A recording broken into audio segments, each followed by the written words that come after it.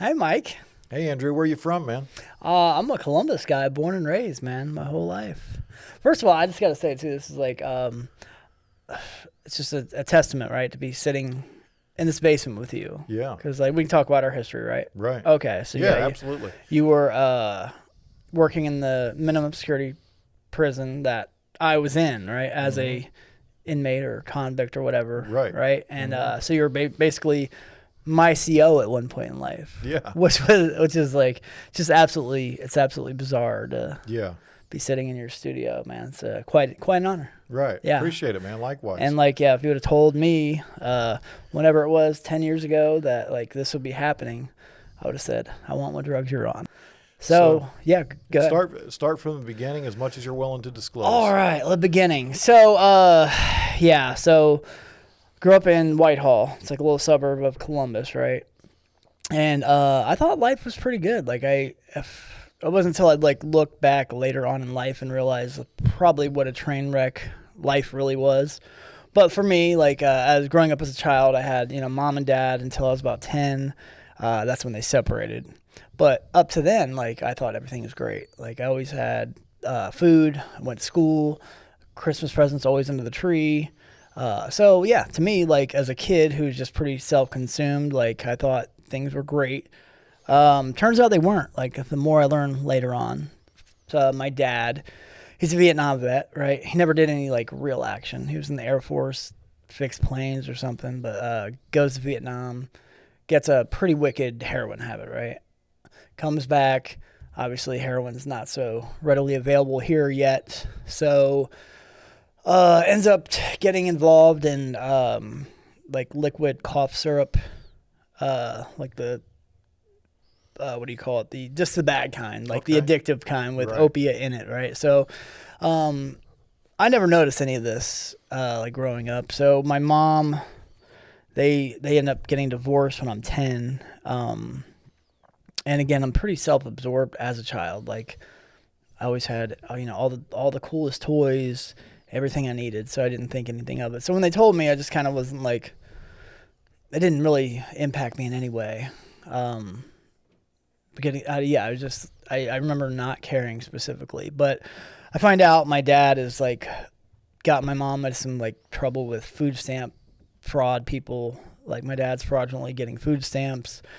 He's writing fake prescriptions for liquid cough syrup, getting in trouble for that, right? So that's when like when they divorced, that's kind of when life's like okay, it's starting to become real. I don't want to say real, but it's starting to become weird and different, right? Hmm. So I have the choice of staying with my dad or staying with my mom. Somehow my dad got to keep the house, which I don't understand because there's three of us at the time. Um, so my mom, she's like the stickler by the book, rules. My dad didn't really care what you did, right? And he always bought me stuff. So obviously I'm picking dad, Right. right? Hmm. So I move. Yeah, my mom leaves. She goes, finds an apartment wherever. I stay with my dad, and like for the first, I'd say year and a half or 2 years, like things I thought were normal, right? Hmm. Um, yeah, so I live with my dad, and I'm going to school, and like, yeah, again, my dad, he doesn't really care what I do, right? So my grades are starting to slip. Um, I'm like starting to pick up smoking cigarettes because he's a smoker, so I just steal his cigarettes. So yeah, I'm smoking, and then yeah, doing terribly in school.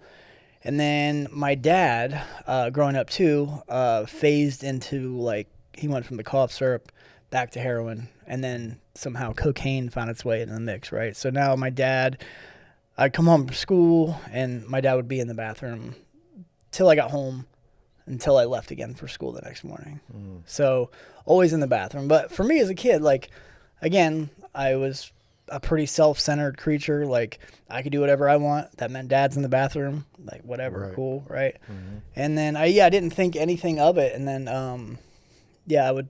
It was always a problem getting in the bathroom, right? If I had to go Hmm. and pee, and number two, it like there's a schedule I had to set up with my dad. Like so, I knew if I go to the bathroom, or if I had to go to the bathroom, I thought I might have to go to the bathroom I usually knock on the door like an hour before. I'm like, hey, Dad, I need the bathroom.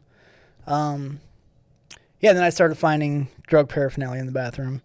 I found chore many, many times. Didn't know what it was at the time, right? Chore boy? Chore boy, yeah. Okay, and that's for like... It's like a what that filter is. for Yeah. crack, right? Okay, gotcha. Yeah, so, but like, I don't think anything of it. I think it's a little weird that he's like sitting in the bathroom for, 14 hours at a time. But again, I don't care because I can do whatever I want. And my dad, he always, for some reason, my dad was like a junkie to the heart, but he never smoked weed. So he'd be in the bathroom and I'd go like looking for cigarettes and I'd come across his like old weed collection. He always had weed for some reason, right? Never smoked it, but so I remember finding like really old, like brown, yellowy weed with sticks and stems in it. Right. So I tried it and then I absolutely love it. So yeah, I turned into a pothead. It's about age 12. Yeah, and then this is kind of like where the addict part of me consumes my life for the next 30 whatever years, right? Wow. Yeah. So my dad, he started his own company some point prior to the divorce. And to myself and my family, we always thought like it wasn't doing good, right? Because he never had any money. Like our bills were paid, whatever, but like he never had any money outside of that. But I find out later on in life that like my dad's making 150 grand a year. Wow. At work, right? So like that should be, and this is back in the 90s. So like it should be fairly easy to support a family of, 3 on 150 grand a year. Right. But leave it to an addict like my father to like mess things up, right? He starts getting deeper into his addiction and then starts writing bad checks out of his own company. And then somehow becomes involved with loan sharks, right? The loan sharks, for people who don't know, you borrow money from them, right? And you pay it back with interest. If you don't, then, they come looking for you. Right. Cut off a finger or something. Yeah. So, yeah, my dad, he owes some people some money. I don't know of any of this at the time, right? But I remember him coming up to me one day and is like, I kind of saw the evolution of things turning to shit happening. And I was like just kind of biding my time, like until whatever I got taken away from my dad or. So this was, how old were you at that point? I was about 12, yeah. Okay, so they divorced at 10. By 12. By 12, you live with shit's your bad. Dad, but yeah. Yeah, shit's gone south already. And you're smoking weed heavily? Heavily, yeah. Some cigarettes and heavily, and like Gotcha. haven't gotten into the drinking yet, but it comes. Right. So yeah, Dad pulls me aside one day and he said, "Hey, there might be some people knocking on the door, right? If they do, just don't answer it. Turn the TV off and like go hide. But if like something ever did happen, if they like whatever, you run out the back door, cut through the church, and you go somewhere." And like, to a 12-year-old kid, like that should be alarming, right? I just thought like that's just the way it is. Whatever, cool. So that happens one day. I'm in there watching TV. My front door's right here, in the same room as my living room. I turn the TV off, do as I'm told. I go hide in the other room. They go away. A couple days later, they come back, knock on the door, turn the TV off. I go do my thing. And then they start throwing shit through the windows and doors of my house. So it freaks me out. So like I hightail it out of there, cut through just as I'm told, and then go, I think I went to a buddy's house or something. But yeah, then we never had like a conversation about that. Like I told him what happened. He kind of just said like brushed it off in whatever way he did. And then apparently it got worse because he didn't pay these people their money. They obviously want that, right? So it got to the point where I remember my dad like telling me, "Hey, you're going to go live with your mom now. And if anything ever happens to me," he gave me an envelope. I said like, "Give this to your mom. Yeah, if I die, whatever, you give this to the cops." So, yeah, then I'm removed from my dad finally, and I moved to my mom's house, which is all the way out in like BFE. Right.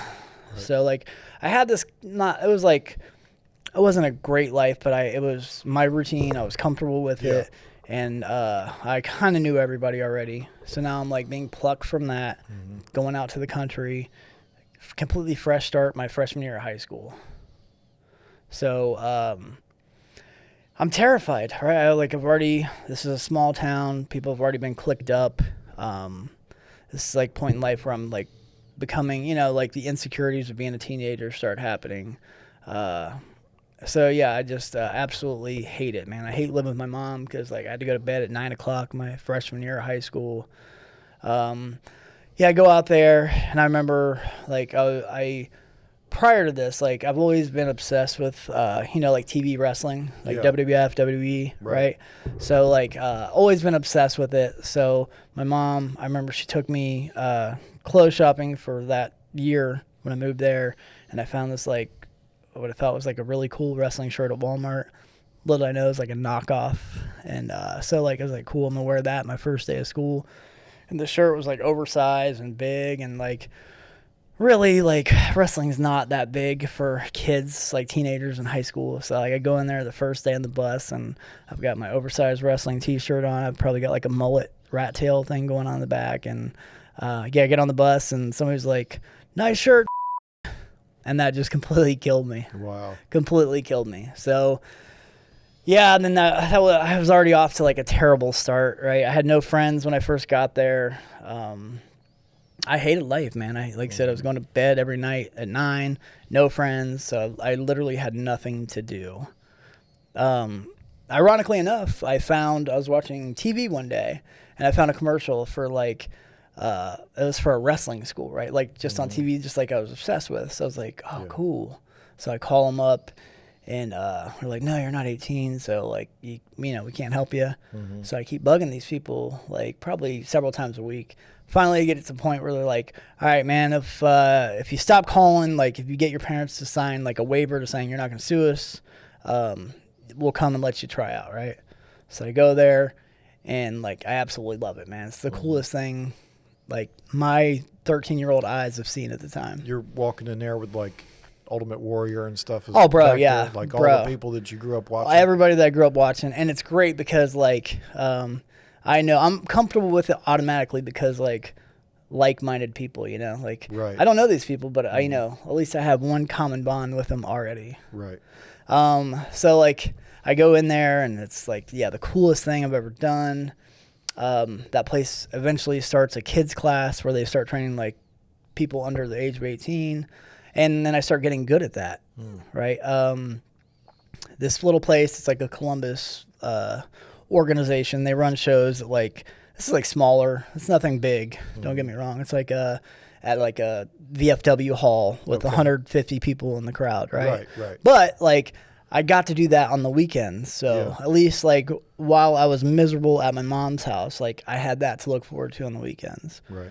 So, I did it. And, like that was the only time in life where I was like, okay, this is cool. I'm happy. And then Monday through Friday when I go to school, I'm crying out for attention and friends. And I mean, it got to the point in high school, it was my freshman year. There's this thing called, are you hip with wrestling at all? Yeah.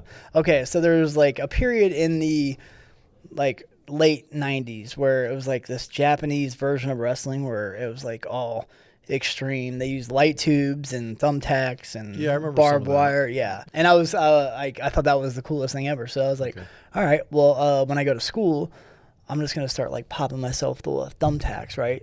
So I go to school, and it's like I just get out of lunch, and it's like not recess, but whatever you call it, in between going back to class, and there's like a bulletin board, had some thumbtacks on it. It's like, all right, this is my break, man. So I pop one of them bad boys off, and like turn to some like cute girl that I'm into, and like, pop myself. It's like, well, what do you think of that? And I swear to God, man, this girl could not have had a more disgusted look on her face. And I can't remember what she called me, but not it was what she was going for. Not the reaction I was going for, whatever. I thought that was going to be like, whoa, this guy is awesome. Right. No, she, like, I'm pretty sure she called me freak. I can't quote her on that. But, yeah, it didn't go my way. So, failure number one. The other time that traumatized me in high school was I was sitting in math class. Again, I didn't have any friends. I had one friend there who liked wrestling. For some reason, he brought a razor blade to school, right? And in wrestling, like, you see people bleed. Yeah. Like, it's because they take, like, a little razor blade and they cut their head open. So we're sitting in Mrs. Prouty's 4th period math class, and he's like, hey, man, I dare you to cut yourself in class to make yourself bleed. And again, to me, I thought I was going to be a hero for that, right? Right. So I go and I do it, and he's like, no, it didn't work. You got to do it again. So like pull the razor out again, and this time I push it in, and I just go crazy, right? Wow. So now I'm gushing down blood in the middle of math class. My math teacher like leaves the room. I don't think anything of it. I get called down to the guidance counselor's office 5 minutes later, and they're like, hey, we hear you're cutting yourself in Mrs. Prouty's class. And me, I'm like, what? No, that's absurd. Yeah. And meanwhile, the blood's running down my face. So, then they call my mom, and it's a whole thing about cutting myself in class and, calling it a cry for help, which it probably was, right? Yeah. I was miserable, and I had nobody. Like trying to explain that to my poor mom, like why I'm cutting myself in class. And my mom already doesn't like wrestling as it is, right? So, my dad comes back into the picture about this time, right? He's settled whatever. Like my mom, when she got that letter saying if anything happens to me, like didn't wait till he died. She went and obviously, because she's like a legal, she's by the book. Okay. Yeah, so she turned it in immediately. I was going to ask you that. She doesn't use. No, my mom is as square as they come. Working every day, coming home. Yeah. She has chores for you. Like chores, it's a culture shock in a way. Oh, yeah. Absolutely. And then like now she's married to my stepdad at this point. He's a fireman. Okay. So he's very structured, just the way she is, right? My dad, like, I don't know how he does it, but he weasels his way back into the picture. So now, like, I'm going to my mom's house, going to school there still, but now I'm allowed to go back on the weekends. It's probably my, late freshman year in high school. But the turning point for me was in high school, this small wrestling place that I was at, right? Mm-hmm. They said that they were doing a show at my high school. I was like, oh, cool. Like, that might be something, because it's not a big town. There's nothing to do here. So they do the school, or the show at the school. They let me be, like, the opening match, like, as a, like the midgets back in the day. Like, you have a midget match. It's, like, special attraction. So they did the same thing with kids. Okay. I do it. It's a packed house. And that's when, like, all right, high school, I'm not such a loser anymore. Now I'm, like, I'm not going to say a celebrity. That's ridiculous. But, like, now people are noticing me. I'm like, oh, he's not, like, crazy after all. Or if he is, like, that's why he's crazy. He's doing something. He's doing something, right? Yeah. And that was, like, it was the big thing in that small town. So high school changed for me at that point, my freshman year. And that's when, like, all my, like, because I'm a terribly insecure person. Still am. But I was always, like, the funny guy. So after I started making friends, like, I just hid behind that funny thing and, like, scathed by the rest of high school. So my dad's back in the picture. I graduate high school. I move back in with my dad, right? And I'm in heaven because, like, I can smoke weed every day. I'm drinking all the time at this point. There are no rules. I can do whatever I want. I'm not paying rent. And, that lasted for a little while. And then my dad, gets strung out again, goes to rehab. I've, like, never had a serious responsibility in my life. So I'm just, like, staying at whoever will let me stay there. In this point in time, like, moving back to my dad's house, like, I remember I was at a wrestling show one weekend and I got dropped on my head, right? And then my dad, so I'm like, I can't move my neck. So my dad's, like, the first one is like, hey, why don't you try these? Like, this will probably make you feel better. And I remember he gave me 2 10 milligram Vicodin and, like, a 10 milligram Valium. Wow. Yeah. And then, so I ate it, and, oh, God, that did something to me that day. That I was like, oh, this is good. Right. Like, not only did I not feel, like, my neck hurting, like, this feels great. So, like, it made me feel, like, all that insecurity and all those, like, traumatic events in high school, like, I just didn't care when I did those, So. And how old were you at that time? Probably 18 maybe 19. Yeah, maybe 19. I had somebody else describe it exactly the way you just did the first time they took a pink pill. Yeah. It's something about that opiate that it's a warmth. Like, what can you describe that? It's just like, it's like this false sense of, like, I was misguided in thinking, like, oh, I found it, like, when I take this, I can compare it to, like, I always say, like, that anticipation of waiting for, like, Christmas morning when you're waiting on, that excitement and that, but it's like your whole body. Yeah. Wow. Yeah. And yeah, that thus become like, that was it for me. So now like, I like that feeling. So now like, I'm going to do whatever I got to do to get that all the time. So like, it started out small. I'm just buying pills from my dad now. Whenever, you know, I'm working at like a donut shop or something, making $5 an hour, spending all my money on his pills. And then, yeah, I remember like he didn't have them one night, and now I've like somehow got myself into a full-blown habit. That's the first time I've ever experienced dope sick. Didn't know it was dope sick at the time, but I remember like, God, this is the most terrible feeling ever. Like, how could something so life-giving, I thought at the time, like make me feel so shitty? I didn't know that, but like I remember, yeah, not having him that night and laying there and just being absolutely miserable. Couldn't get comfortable. Felt like the flu all over my body. The most terrifying, worst experience ever. Yeah. And you knew it was because you didn't have that pill? No, I mean, I was probably in denial about it, but like I kind of figured, but I didn't know like I didn't know scientifically how addicting these things are. I thought it was like a mental thing more than a physical. I think I was creating it in my brain. So my dad, like, somehow this is still my childhood home that we're staying in, right? My dad has been a drug addict for the last whatever years. I've not ever seen my dad pay mortgage or pay bills, not one time in my whole time living there. So I still to this day don't know how he scathed by in like us staying in that house that whole time. It blows my mind, but finally it caught up with him. Yeah, they kicked us out of the house, and that's when I'm like couch hopping. And now like I'm kind of starting to ruin relationships because of these, because like I'm not gonna stop taking these pills. I love them, right? So like everywhere I go, I always mess up somehow. I'll steal. I remember stealing liquid cough syrup from like my little nephew when I was living with my brother, and just feeling like a real piece of shit for that. But then I get kicked out and just house hop from here and there. I somehow got life together, at least for a little bit, and got like a job at Walmart. And one of my old wrestling buddies, we got an apartment together. And like I thought, like, cool, I'm good. Excuse me. Then I started dabbling more again with the pills, right? While I'm like, doing my pill thing, I run into a guy, and I know he's got pain pills for sale. One day he doesn't have them, but he's like, like I don't have pills, but like I have this stuff in my bag. And this bag, he had sickle cell anemia, right? So it's like a rare blood disease, causes terrible pain. But he was getting liquid Dilaudid through this bag. He's like, you could try this. And I was like, oh, I don't know, man. Like I don't mess around with like the injectables, Yeah. But yeah, like I ended up doing it anyway. And again, like the second time in life, I'm like, oh, this is it.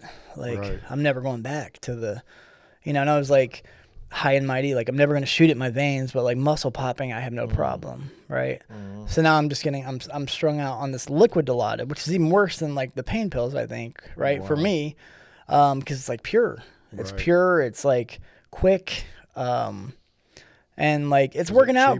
It's cheaper That's too, right? well, like Yeah. so yes, because like the guy, he doesn't know what he's got, right? He's not like an addict. He just said, hey, like for some extra money, I'll sell some pills. He doesn't have pills, so he's got this bag of stuff that he doesn't use. So yeah, I'm getting vials full of this stuff for like $10 a vial, which is absolutely unheard of, man. I think I found this like perfect storm because like this guy, he's living with his parents. He doesn't have a car. So he's like, well, if you want to drive me around for the day, like I'll just give you a bunch of drugs and call it even. Like, all right, that works great for me. Eventually like the power shift started to happen when he realized what he had, right? Because before I had the power because I had the car, he needed to move around. Like, Right. yeah, like I could hold him hostage. But now like he realizes like, oh, this dude's a geek for this. So I end up like messing that up in horrible fashion. This kid, like I said, he lived with his parents. He's probably 17 or 18. And, I noticed now he's not answering my phone calls anymore. He's like playing me sweet. He realized like I don't need this guy anymore. So yeah, I go at 2 a.m. and I'm pounding at his door. Wow. His parents come out with like a gun and tell me to get the hell out of there. Yeah. So yeah, I'm strung out on Dilaudid horribly. I'm now not paying my rent at my apartment that I just got a couple months ago. I'm kind of realizing I have a problem. So I lose the apartment. I ended up at a buddy of mine's house that I wrestle with. His mom, he always just tell me like his mom's like a paranoid schizophrenic, right? And he's like, yeah, sometimes she freaks out, and then I have to give her this medicine that like knocks her out. So I'm over there because I have nowhere else to go one night, and that thought comes to my mind. It's like, oh, I remember him telling me about this medication that like knocks his 400-pound mom out. Yeah. So I'm like, I will go and get some of that. Yeah. And then I'll use that. I'll just sleep the dope sickness away, and like I'm instantaneously cured of being an addict, right? So I go and I find the stuff he's talking about. It's called Haldol. Apparently it's like quite the antipsychotic drug. It's like if you're freaking out in anywhere, like a mental institution, that's what they pop you full of, and then they, you knock out for a while. So like I go up there and I'm like, cool. So I take a whole bottle of it. Wow. I have my needles because it's like liquid, so it's intermuscular, whatever. So I pull out my needles and I fill a complete syringe full, pop it in myself. I wait a couple minutes. I'm like, all right, nothing's happening. So I go back to the bottle. I take another syringe, fill it up all the way. I pop it, wait a little bit, nothing happens. So I'm like, well, this knocks out his 400-pound mom. Like, right. What's the deal? So I go back one more time. I fill up a third syringe all the way, and then I muscle pop it. Nothing happens. So I'm like, well, shit, man. That was a complete waste of my time. So I go back to like chasing the Dilaudid, and I'm on the way to go. Like I somehow scraped together enough money to get a shot, right? And then I'm on the way to get it, and then while I'm driving, like my body starts like spazzing out big time, right? I compare it to like, Michael J. Fox looks, right? He's just kind of like that's seized up. Yeah, and that's what my body was doing while I'm driving, right. And it's like, oh shit. So like I stop, I pull over the side of the road, and I'm like, I'm bugging out pretty hard. I can't, I can't move. But like I somehow make it to get to Dilaudid. I do it, and I'm like, oh, okay. I'm better. Like it went away. Next day comes around. Same thing happens. I'm driving somewhere, right? The whatever starts happening again. So now I'm freaked out. So I call my mom and I was like, listen, and at this point, like I've pretty much ruined any relationship I had with my mom. Like she doesn't believe a word I say. Doesn't want me staying there anymore because like I fucked it up every time. Yeah. So I call her and she thinks I'm lying. And she thinks like this is just a ploy to try to get back, staying with her for a little while. Yeah, it turns out no, like I'm full on like having some sort of episode in the car. So I call her back and I'm like, listen, like this is bad. I don't know what it is. And she knows you're using. Oh yeah. She's caught you. She's caught me. I've lived with her. I've stole from her. I've ruined that. Yeah, like there's no trust there at all. Understood. So finally, like I tell her like, no, look, this is like something's going on. So she sends my stepdad out. He comes and picks me up and takes me to the hospital. Like it was supposed to be like, all right, we're just dropping you off and that's it. Like we're leaving, we're done. And it's getting worse while I'm in the hospital. They check me in because like something's going on, right? They don't know what. And so I'm in the hospital. They're running some tests, and then in the span of a day, maybe two, like body full on shuts down completely. Like I've lost the ability to now talk. I can't move at all, like any of my body. So I'm basically like locked into my own brain. I'm fully aware of what's happening around me. I can think. I just can't move my body. Like paralyzed. Paralyzed, yeah. Like, yeah, locked in syndrome. Like it's, and somehow like, yeah, the hospital still doesn't know what's going on with me.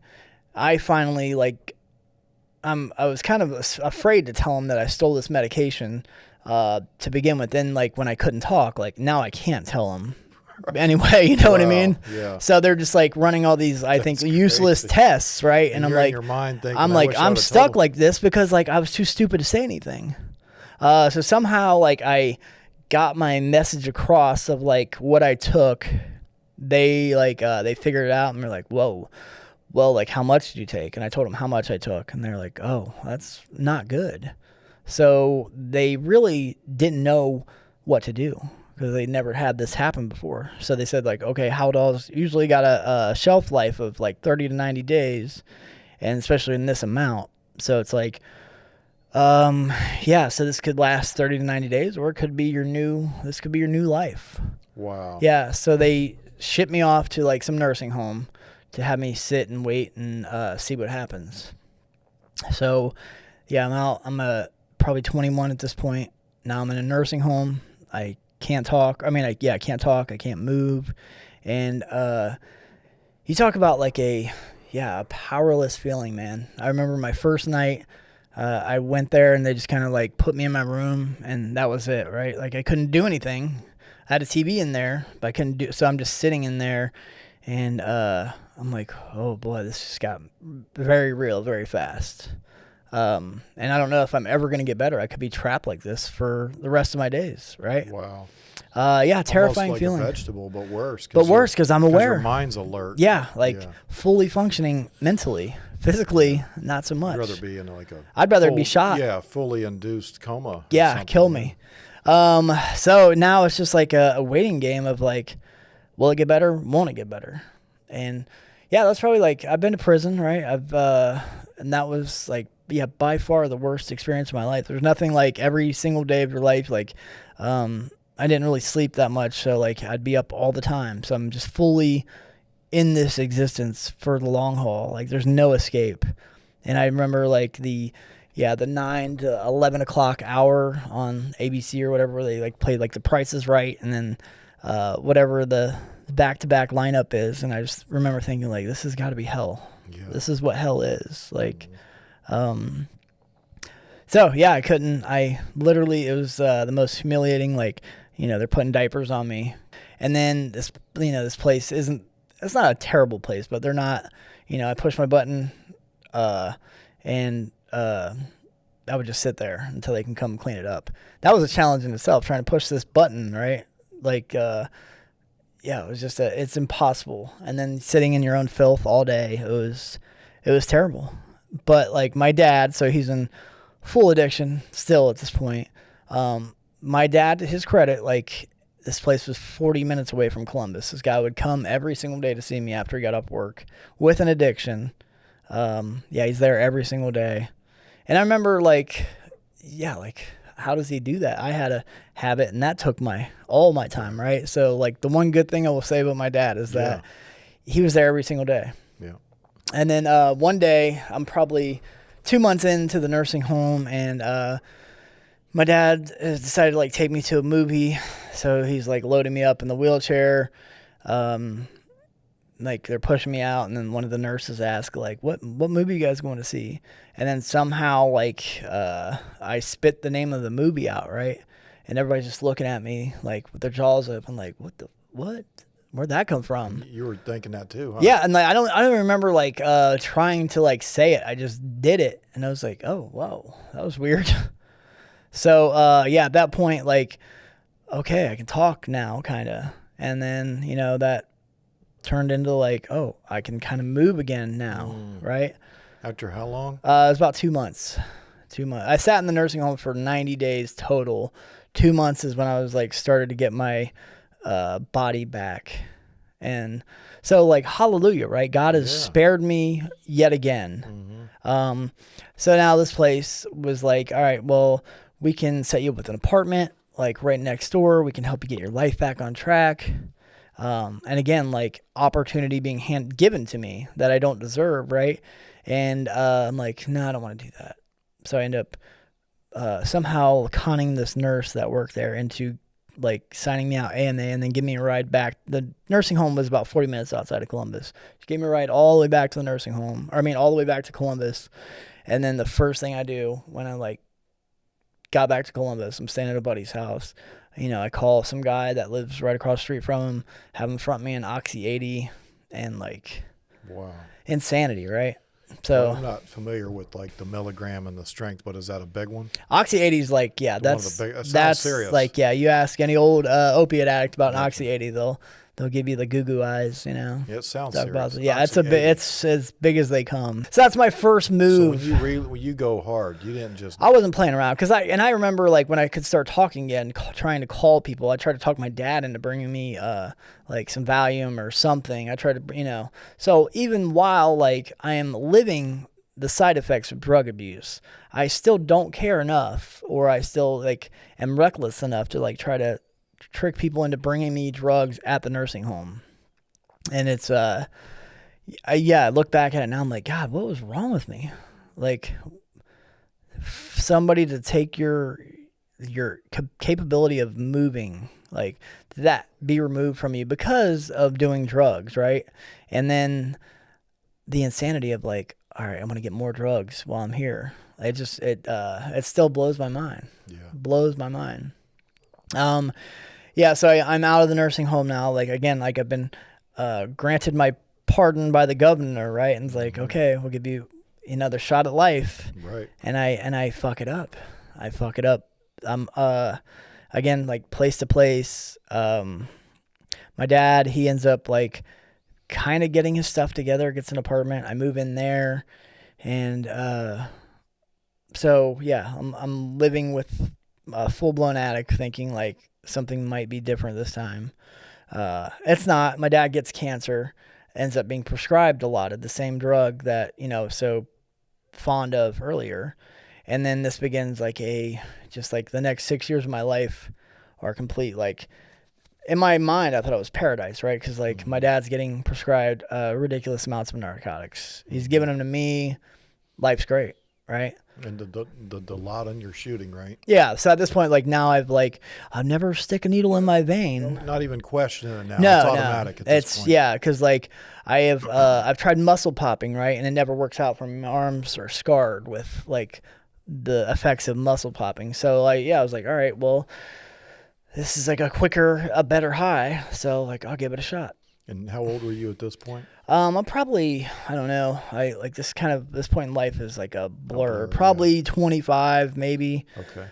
So for the next 6 years, it's myself, my dad, in a 1-bedroom apartment. Getting high every single moment of every single day. And at this point, like, I thought, like, I stopped taking care of myself. Like, I stopped showering. I stopped brushing my teeth. I stopped doing anything remotely, like, outside of doing drugs, right? And at the point, like, I was so miserable, I didn't care. Like, I didn't think I was going to live anyway. So, like, yeah, I just stopped caring about hygiene. I remember there's probably a point in time where 3 months have gone by, I didn't take a shower, right? And I had a shower in my apartment. I just didn't do it because it took time away from getting high. Same thing with brushing my teeth. That's like a huge regret I have in life. Like, I had full-on sink that worked, just negated my dental hygiene, and I'm still like suffering from it now, right? So I've like, my teeth are deteriorating, so like they're starting to hurt. So I go to a dentist, and they say like it's probably going to be cheaper to pull than it would be to fix it. So I'm like, all right, I'm not gonna do either. So I go home and I start pulling them myself. So for the next 2 years, like, I'm pulling my teeth myself. Terrible idea, right? Mm-hmm. Because again, like, I didn't think I was gonna need teeth because I didn't think I was gonna live to see 30. Right. You know, I thought like, all right, I'll die at some point or whatever, and I'm cool with that. So my dad, like, we're shooting, I don't know, probably 10 times a day, right? And then my dad, he like starts getting sick and starts kind of like, he's just deteriorating really badly right in front of me. So he eventually like gets this blood disease. When I finally make him go to the hospital, he dies 2 days into the hospital. Right before he went, though, like, we had just refilled one of his prescriptions, so I had a whole bottle of Dilaudid at home. So my dad goes to the hospital and he dies. Then maybe a couple days later, I'm walking to the bathroom and I just collapse on the floor.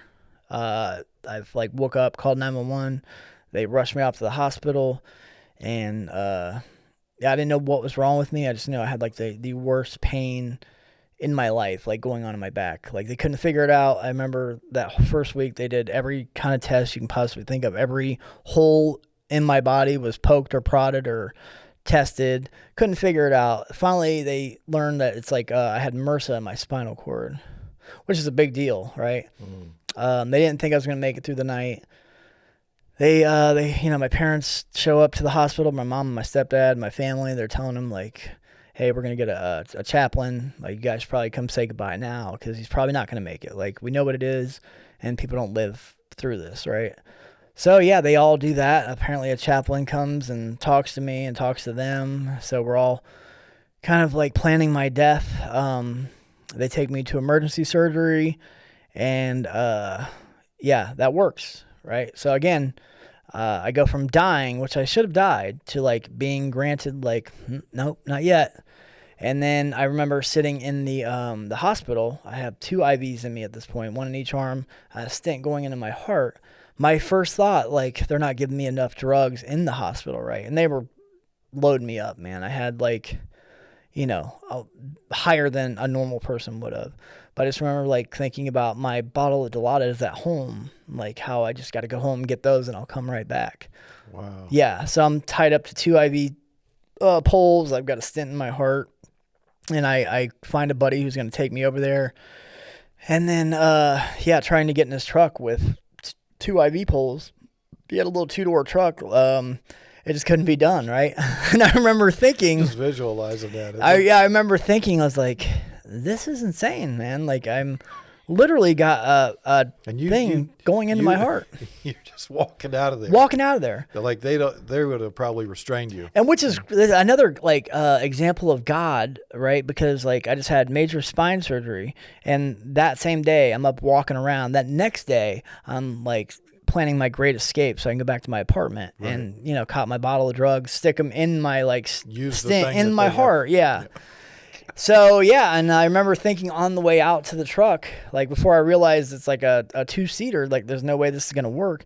I was like, what the hell am I doing? Like, this isn't going to work. This is insane. Right? This is absolutely insane. So, like, I give up the thought and I bide my time out in the hospital. I go back home, and now, like, my dad's dead. I'm getting high on my last bottle of pills that, like, we would sell to make rent. And, like, I don't want to do that because, again, rent interferes with my doing drugs. So I lose the apartment, and then I'm homeless for the first time in my life. At whatever I am, 2012, I'm 84. So 28 maybe. I don't know how old I am. 28 probably. I find out, like, the ugliness of the streets. Pills are really hard to find and really expensive. So, I go to the cheaper alternative, right, that people tell me about, which is heroin, which may or may not be true. It might be cheaper, but like when you develop a heroin habit, like it's really not cheaper alternative. I go and I'm homeless, and I had this like fake stint of sobriety where like I go to a 6-month program. And I'm like, all right, I'll try this out and see if that works. I make it there 30 days before I'm kicked out. I'm back to being homeless, a full-blown heroin addict. I just wreck life for the next couple of years, right? So my mom, she gets me a job and during this fake sobriety stint at the fire department where she works, right? So again, another opportunity given to me that I don't deserve. I end up losing that job. I end up like... one winter after losing that job, I'm homeless again. So like I go to cop my drugs here. I'm going to catch the bus here to the homeless shelter. In the middle is the fire department I used to work at. So on the way, I stop in the fire department. I know the lobby door is open. I can just go in, walk right up to the 2nd floor, hit the bathroom right there, do my thing, get out. So I do that 3 nights in a row, right? I don't think anything of it. Find out like around the same point in time, there were kids throwing like bricks to the fire department vehicles there. Mm-hmm. So they had set up cameras in the parking lot. Wow. Yeah. So they're watching them one day and they see me walking in, on my way up and coming on down. And that's my first like time being introduced to like the legal system, right? This is where I cross paths with you, right? So I'm sitting in the county jail. For first, like, they put me on the news, right? They make me out to be this, like, terrorist who's going in and, you know, like, threatening the firemen or whatever the case may be. So, yeah, like, I find out, like, via Facebook, because, like, when you're doing bad and you're on, like, the news, like, your friends like to post and share your picture and say, hey, look who's on the news, blah, blah, blah. So, like, I find out there's a warrant. I was like, oh, I'm not going to jail. You're going to catch me if you can. I made it a week and a half on the run. I go to jail for the first time. And, yeah, it's a whole different experience. The workhouse, again, like I say, they call it the workhouse, not because, like, you're gainfully employed. Like, you go there and it's survival at its finest, right? You're working for your plate. It's survival of the fittest, like, from day one. So I go there, and all the prison or the inmate lawyers are telling me, like, bro, you've just got an F5 burglary, bud. You never been in trouble in your life. You'll be out. So I'm like, all right, cool. I'm so dope sick at this point. I'm calling everybody whose phone number I can remember, telling them, like, how I've changed my life, and please bail me out, and, like, I'll pay you back the $5,000. Obviously nobody's doing that. So 11 days later, my indictment comes back, right? And they hit me with 3 F2 burglary charges. So I went from an F5 breaking and entering to now 3 F2 burglary. I don't know anything about law at this point, but I just know F1 is murder. Right. And I'm F2, like, what the hell is going on here? Right. And can't be good. Yeah, it's not good at all. And I got 3 of them, right? So I might as well be a murderer. So yeah, I'm miserable in the workhouse. Like, it was my first time in there, and I didn't know politics, so I just kind of, like, I didn't put up much of a fight, right? And, you know, I just kind of got punked a little bit. They come to me, my court-appointed attorney says, like, all right, you're looking at, like, 8 to 24. I was like, 8 to 24 what? Years? Yeah. I was like, buddy, I've never been in trouble in my life, man. Like, what the hell is going on here? He said, well, it's like an F2. Like, it carries, whatever it is, 4 to 8 per one. And, like, that's what they're going to throw at you first is that deal. It's like 8 to 24. I said, no, I'm not taking that. So I get continued. I sit in the workhouse for another month. Then they come back with the second deal now, which is 3 years probation, 3 years prison time if I mess up that probation. And at this point, I was, like, just in such a hurry to get out of jail.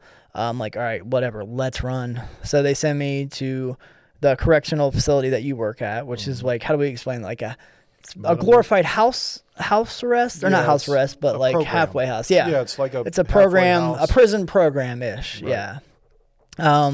So they're like, yeah, you go for 134 days and then you'll be out. And I said, let's go.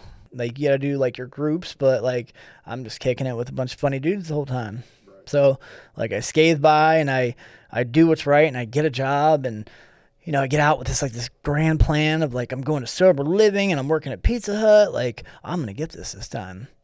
Day one after I get out, they tell me when I'm leaving that, like, I have a week grace period before I have to meet with my PO. And I'm like, oh, a week? Like, cool. So day one, I'm out, and I go cop where I know to cop. And, yeah, I make it on probation probably, I don't know, 2 or 3 months before, like, they start getting red flags. Like, they drop dirty 4 times, and 5 times you've seen us. So I eventually screw that up, right? Go back to jail, and now I'm on a probation violation. I'm thinking, like, okay, I guess I'm going to prison because they told me I got 3 years hanging over me. So, like, yeah, I sit through another 30 days at the county, and they offer me the same minimum security place I just left from a couple months earlier, right? So now I have to do the walk of shame back through this place. You completed the first time? I completed both times. Okay, yeah, I did 134 days on the dot. Okay. Yeah, except for the second time, I tried to control things. Like, I didn't let the system work for me. I had nowhere to go, really, when I got out. But I somehow, like, finessed it to where I told him I was going to go live with my sponsor.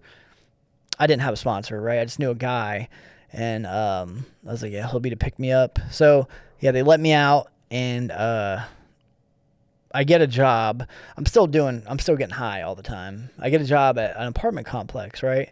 somehow it falls into my lap. I have this like recurring theme in my life where luck just falls into my lap, and I ruin it every time. So I go and they say, we'll let you do, you can like be a maintenance guy at this apartment. We'll give you an apartment. You don't have to pay any bills. You just got to work 20 hours a week. Like, that sounds great, right? Cool. So I'm kind of doing that, but getting high at the same time. And this apartment complex is just giving me this grand opportunity. Has gift cards in their office that they would give residents, right? If there was some issue with whatever, we didn't get your water cut back on in time, or maintenance didn't make it over in time.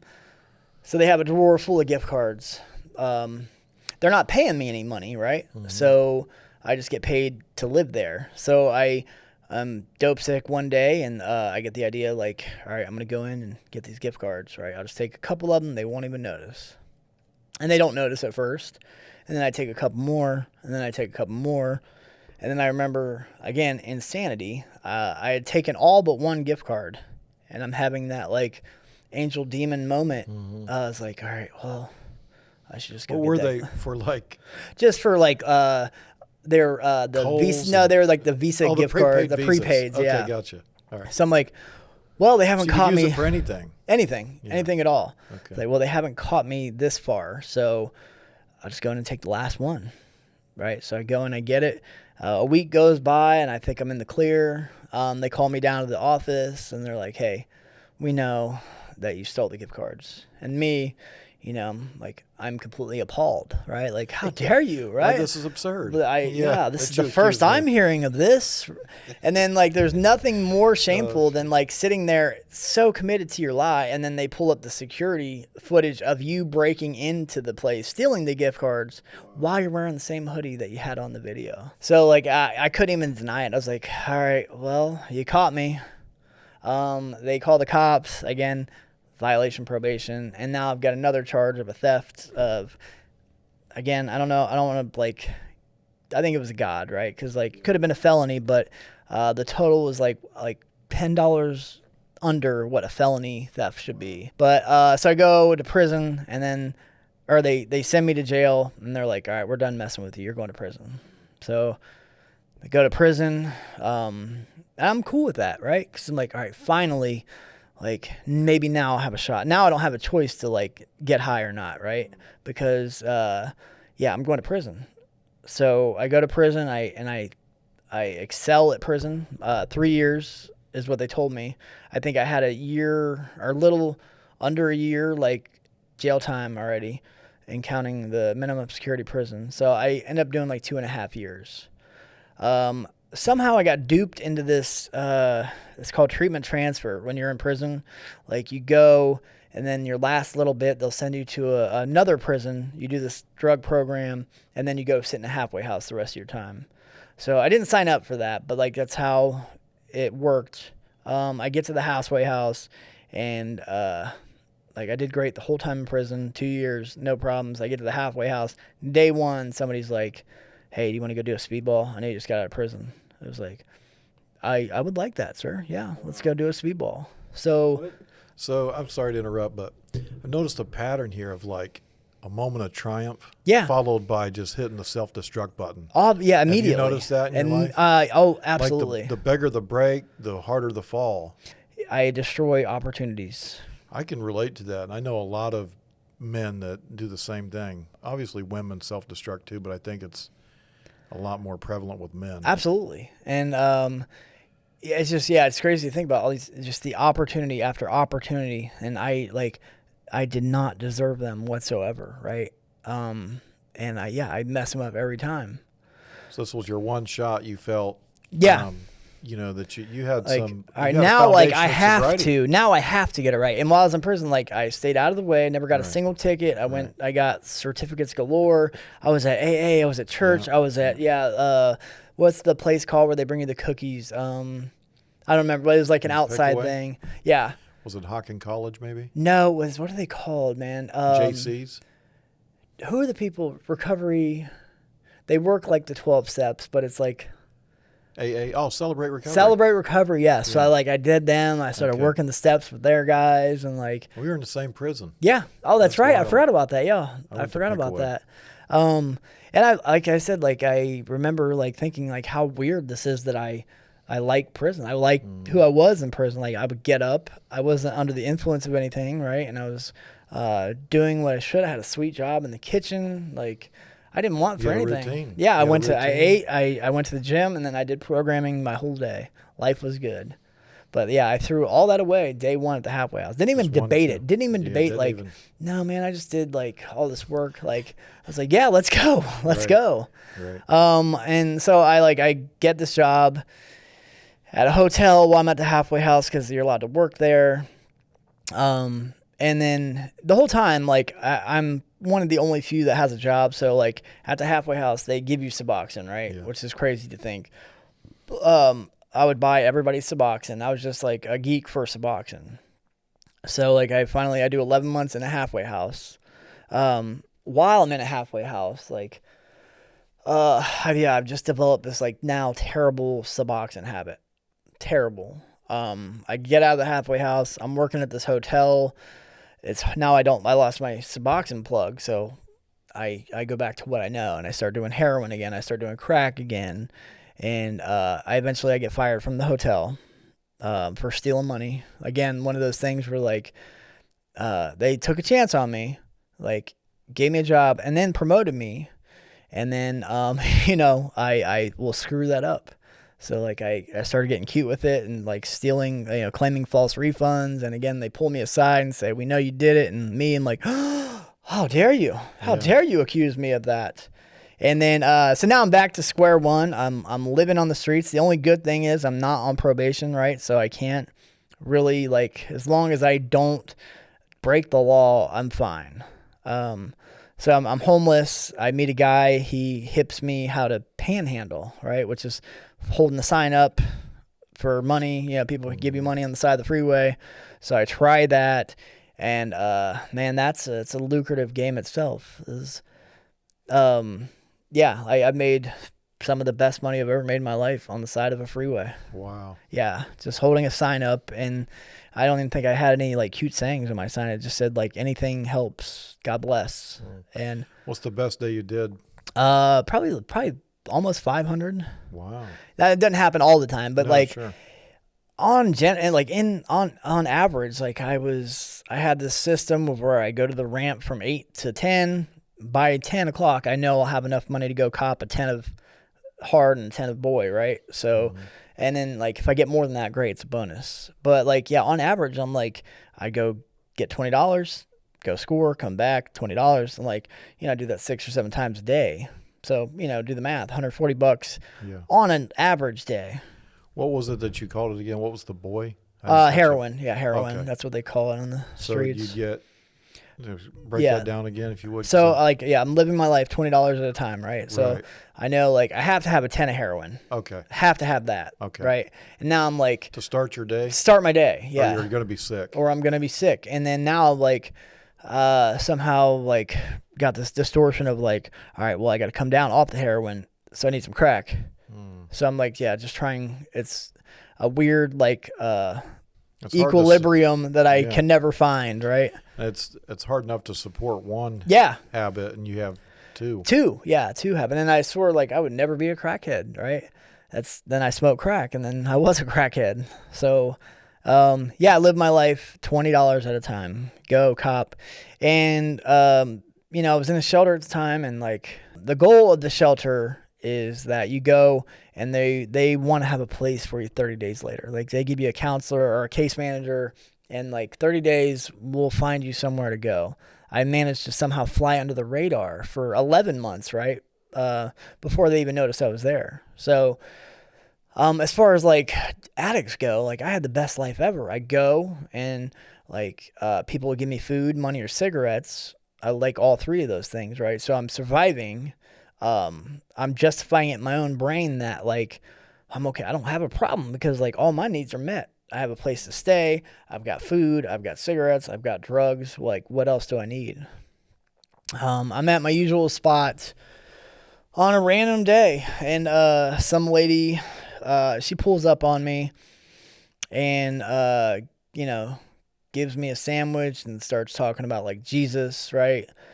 And I'm like, all right, whatever, man. Like, just seeing if she's going to give me any money or send her on her way. So I let her talk for a little bit. She goes on her way. I go about my business.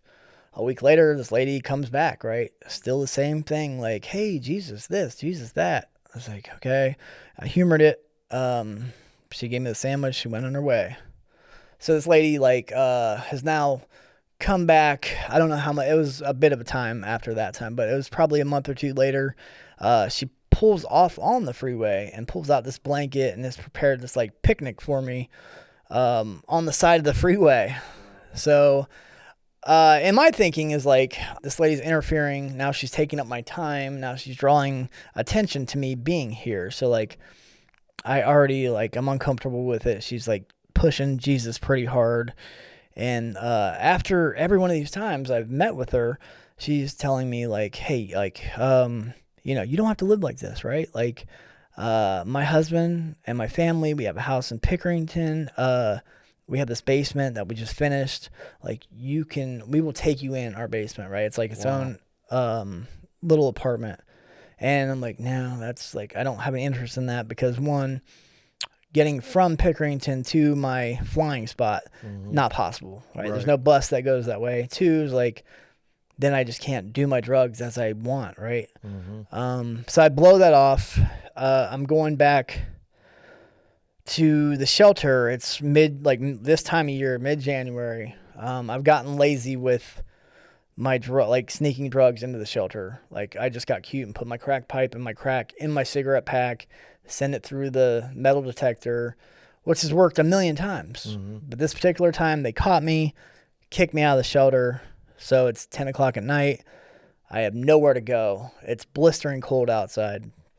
So I call the Jesus freak lady, right?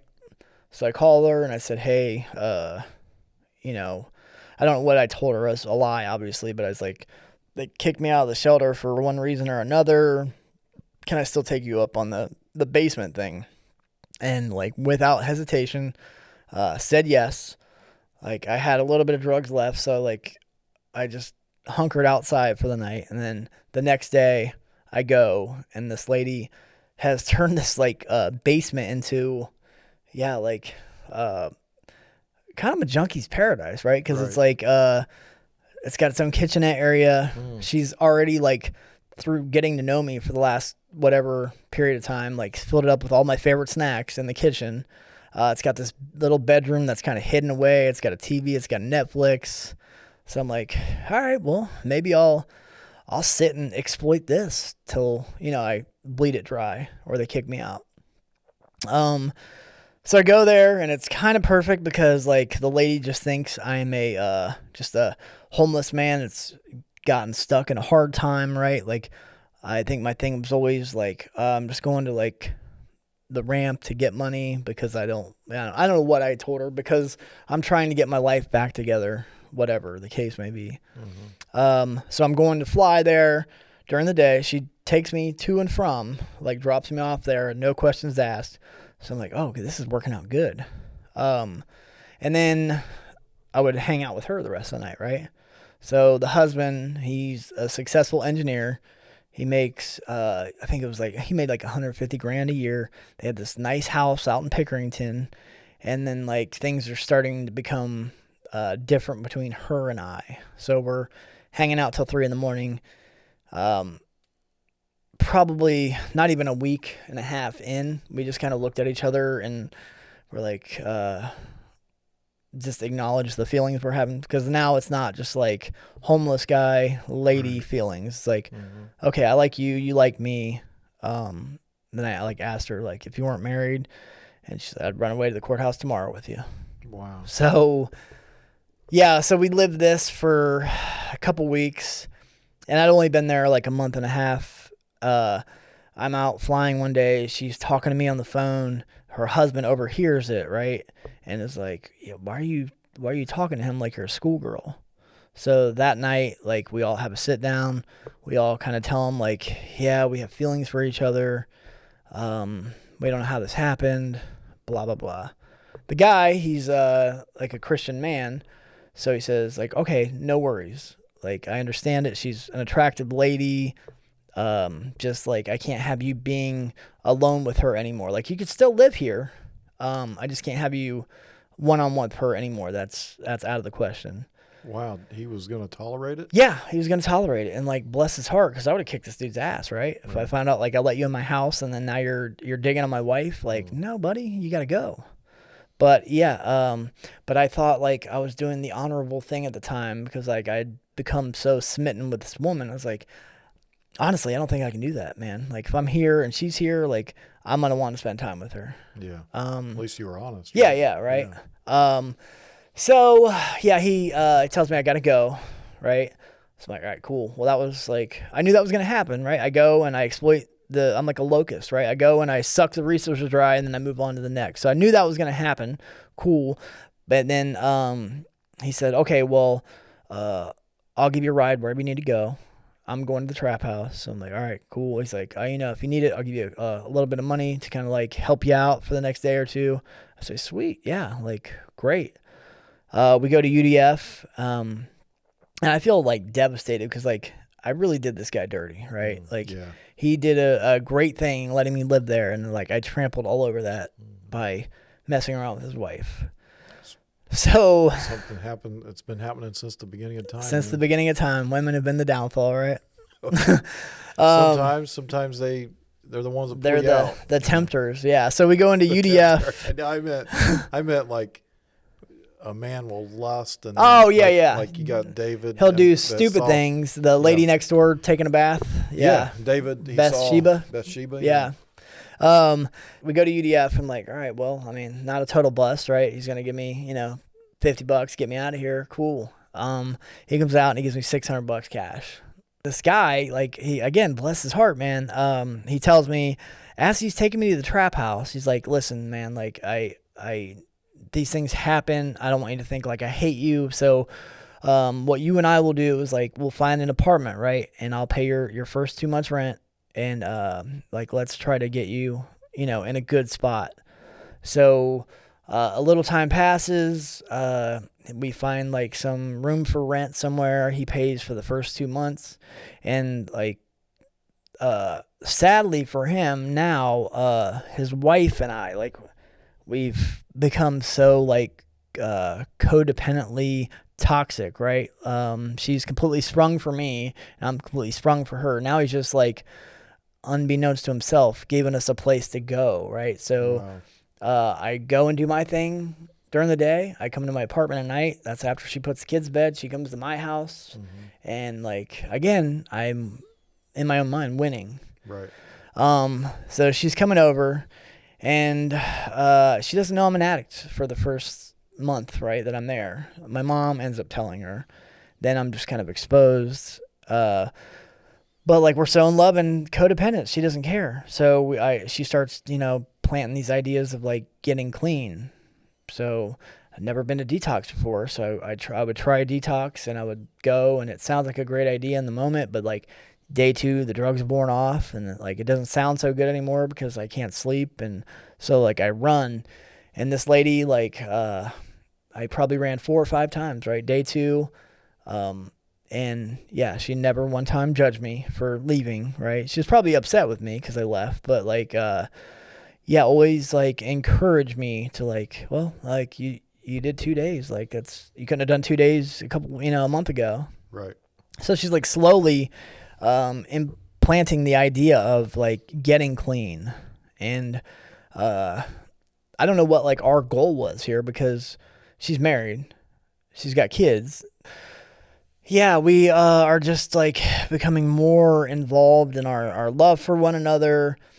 I go to rehab the last time and I successfully complete detox, right? For 1 week, like that's a miracle. So I get out of detox, and then, like the plan was just to keep me busy. So she comes and she's with me the whole time. I go and I get high. So I'm back on the road or back on the streets again. A couple weeks later, I'm like, all right, I'm going to give it one last time, right? So I tried, instead of going to detox, I tried this place called River Vista, right, which is a mental health hospital. So I go there, and in order to get there, you have to tell them you're going to kill yourself to get in, right? So I'm like, okay, cool. I'm going to kill myself, whatever. Day 2 comes, like, guys, I'm ready to get out of here. Like, I'm going to go, just like I do day 2 itch. I leave. Mm-hmm. They're like, no, that's not how it works here. Like, this is, yeah, I remember, like, you're going to kill yourself. And I was like, well, I was just saying that to stay here.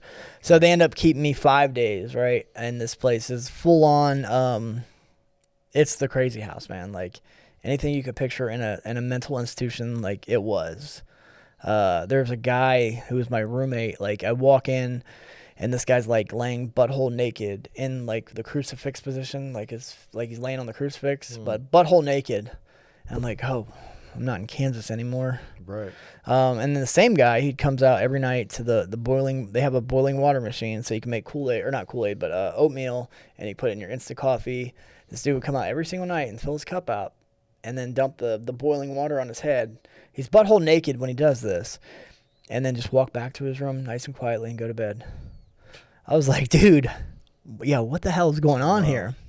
So yeah, I finally make it out of that place. They kept me 5 days.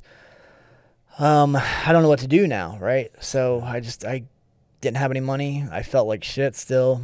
So I go and I went to my trap house, and like I talked my dope boy into like spotting me a half of a dime bag, right? Just so I can take the edge off. And then the first time in my life I've ever been like honest, but I did it, and I felt the guilt and shame of it. And I called the girl, and I said, like, listen, I got out, and like I went and got high. I don't know what to do, right? So her idea was like, all right, well, let's get you out of Columbus. So she takes me on vacation. We go to Tennessee for 7 days. During those 7 days, like, I'm with her, and I start seeing like a different side of life that I've never experienced before. One, I've never been on vacation before. Two, like, I'm with this lady who loves me unconditionally for some reason. And yeah, it's like, it's a little bit of hope, or like seeing something that I didn't think was possible. So on vacation, I'm like, all right, well, like, I'm going to commit to 30 days in a long-term program, right? And if I like the 30 days, then I'll do another 30 days, and I'll live 30 days at a time. Like, but I would give you my verbal commitment that, like, I will try this for at least 30 days. If I don't like it, I know what I can do. So I try it for 30 days. I liked it, but I didn't like the place I was in. They were a little too extreme for me, right? And and like when I look back now, they were on point, because like the reason I left is because they said that myself and my lady's relationship was a little too toxic and codependent, right? And absolutely was, but I didn't want to see it at the time. Right. But yeah, so I go there 30 days, and I'm doing great, and I just said, all right, well, AA, right? Like, so in AA, I've been to the meetings my whole life, and I've heard the slogans, and I know what they're talking about, but there's a point in like in the book where it says, like, rarely have we seen a person fail who has thoroughly tried our path, right?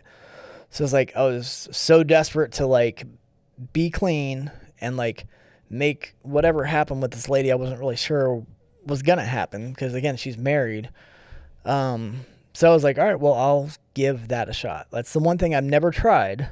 And they say rarely does it not work for somebody if you're trying. So I'll do it, and if it doesn't work, great. I'm the unique circumstance where it doesn't work, right? So I go, and that's when was that? August of 21, and I've not since had the desire or urge to do a drink or drug. Wow. Yeah. And then I guess fast forward to nowadays too. So this whole time, I'm with this lady, right? And we've decided that we're going to be together. So this lady, like, not only like saw something in me that I never see, or, she gave me a taste of something I've never seen before, or finally gave me something that like was greater than drugs to me. Right. So we made it work. We did a lot of damage on the way. That's still an amends I have to make with like her husband. So we're married today. We just had our first child a couple months ago. But like, yeah, this woman saved my life, but at the expense of like ruining hers in a way, you know, because like, yeah, she had a family. She got divorced, you know, for me. So it's been a crazy, ugly journey, but like, I think this is where like the God thing comes into play. Like, I think God can use anything for the good, right? Absolutely. Yeah, anything for the good. And like, we went about it in the most sinful, like terrible way, caused a lot of pain and suffering, but like, yeah, I don't know. Like, I think God has a weird way of doing things sometimes, and I will never not give God credit for all of this. Because like, without her, I'm easily dead by now, or I'm still doing drugs. So like, Right. had it not been for God introducing me to this woman, Right. I would not be sitting here today. And her intention in the beginning Was sounded good, yeah. authentic. She just saw somebody in need and reached yeah. out her hand. I mean, it costed her a marriage, but it saved your life. So yeah. So who knows how this will turn out, right? And before like before her, and she's like I don't want to say hardcore believer, but she's really bold in her faith, right? Right. And I was not in mine. And it's like, rubbing off on you. It is like I can see it. It's like I don't know. God is such a weird thing, and like since this lady has helped introduce me to like God and Christianity, I still suck at it, right? I'm still terrible at it. We all do. Yeah. Andrew. We all suck at it. But like I look at like her, and I'm just like, I wish I can be that bold in my faith, you know? Because like, I don't want to be the weird Jesus guy. It's all about, you know, where you're at. Yeah. In comparison to where you were. You know, that's at least the way I see it. I mean, I'm not who I was yesterday. Yeah. And, you know, thank God I'm not who I was 20 years ago. But if you just take a snapshot of little glimpses of my life through the years, you will see spiritual maturity along the way. And I think He's merciful enough to give us all that grace. You know? And it's beautiful too, because like had it not been for this lady like pointing me in the right direction, like I'd miss out on all these God moments in life, right? Like God getting me out of that nursing home, or curing me or healing me from like being trapped in my brain. That's a miracle, because I should have been dead, or I should have been stuck like that. So all these godly things have happened to me that I'm just too blind to see, right? But now life is just completely full of God moments that like I don't give proper justice to. Like, again, like I'm an addict myself, right?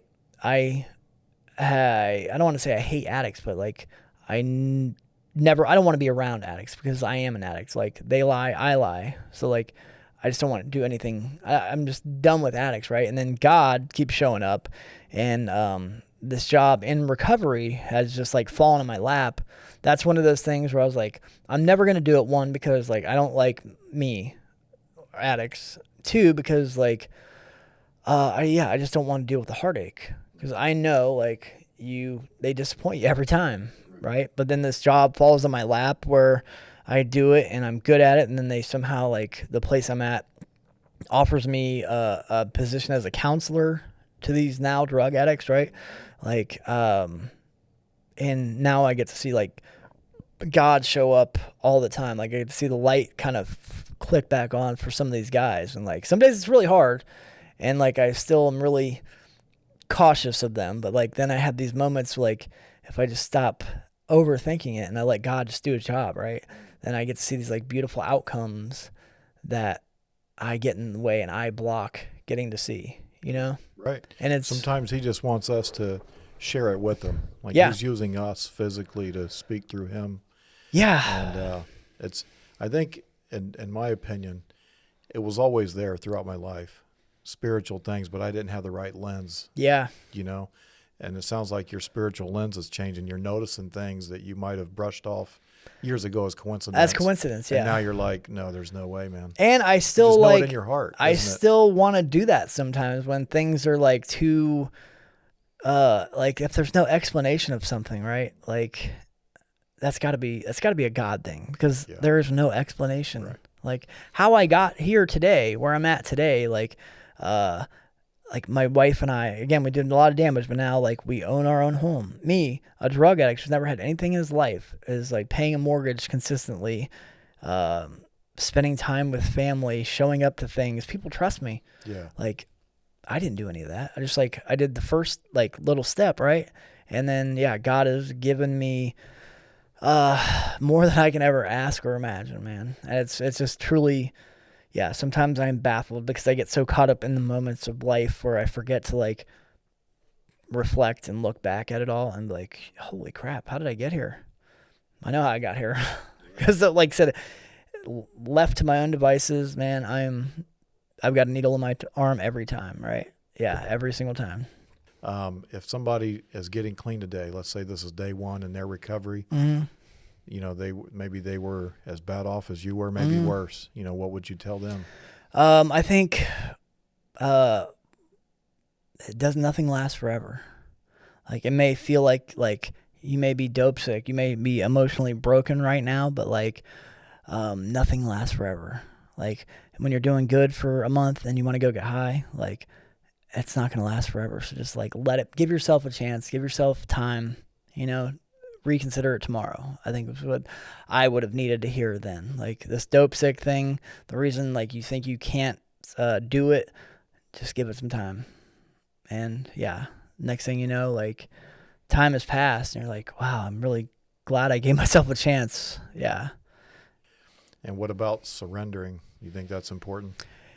Yeah, absolutely. Because like, I still want to take control over everything all the time. And I notice like, even now without the drugs in my life, like every time I try to take back over and do things, like I still run things into the ground, man. I still like, and also another thing I would tell somebody is like, do what you don't want to do. Like, me doing what I wanted to do got me here. Oh, dude, it's the verse in the Apostle Paul says, I do the things I don't want to do, and I don't do the things I want to do. Yeah, and that's like, anytime I have a question about any life decision, like, all right, well, is my first instinct to not want to do this? Right. And if that's the case, then you do it. You know, right. I do the opposite of what my first thought is, and it seems to work. Like, so because your first line of reasoning is self-destruct somehow, right? Yeah. And dude, I just want to point this out. We can still self-destruct in other ways. Oh yeah. Just because the drug's not there, it may not be as harmful anymore, but you can still hit that button. And how do you deal with that? That's right? The worst part, right? Because so how do you deal with that? I'm still like the drugs and alcohol. Like, I'm still a selfish person. I'm still a selfish person. Right. Like, now I'm just like a selfish person, not because I'm using drugs, just because I'm an a-hole. You know, I've done a lot of therapy. I think the biggest thing, like, anybody should like just being able to like look back, steps 10, 11, 12. Those saved my life, man. Just being able to have the humility to, one, admit like when you're the asshole in the situation, and two, like, I always tell on everything, right? Like, the most selfish thoughts come into my brain, and like, I immediately will just tell on them, like, no matter how bad or no matter like what they sound like, how they make me look, I tell on them, because like sometimes if I sit with them, I'll start making those stupid ideas sound great in my own head. So like, getting them out and then somebody like laughing at that or telling me how crazy that sounds kind of like makes me realize like, yeah, that's pretty stupid. That's pretty stupid. Yeah. And you're a substance abuse counselor today, right? Yeah. Weirdly enough, man. Right. How do you enjoy that?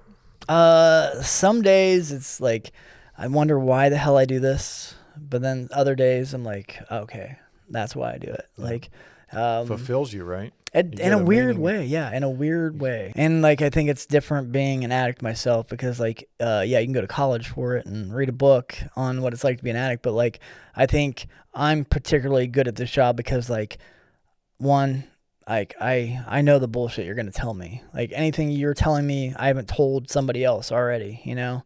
So just like lived experience, and, yeah, it's a whole, like, it's different from a book, you know? Yeah, absolutely. But yeah, like, and it's such a good reminder, because my office is right here, and, you know, there's a client room right next door, and it's just like, every day when I walk in, I'm just like, okay, like, one bad decision away from being one room over in life, you know? Right. Because like, that's a good point. Every day, like, I'm like, okay, I get to go in this door today. But like, if I start slipping or not doing what, like, you know, I don't want to do, then I'll be right back. Yep. One door over, man. That's a great analogy, and what a great way to remind yourself of that every day you walk in. Yep. All right. Awesome. Well, I appreciate you coming on. Thanks for having me, buddy. I appreciate it, man.